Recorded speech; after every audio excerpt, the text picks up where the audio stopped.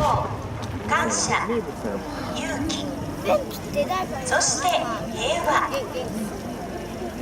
さまざまな思いを乗せて12年目も不死鳥が羽ばたきます。お待たせいたしました。復興祈願花火フェニックス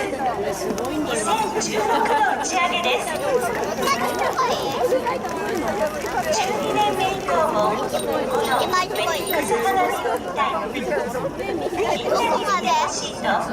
市内の小学生から大学生まで総勢500人を超える人たちから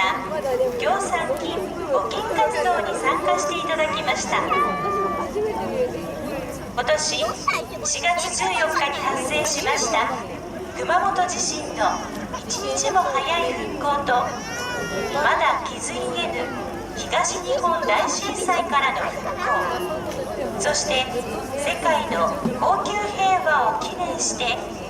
平原綾香さんの「ジュピター5分のフルバージョン」に乗せ、会場に集まった皆様と気持ちを一つにしてカウントダウンで打ち上げます。復興祈願花火フェニックス2016。5、4、3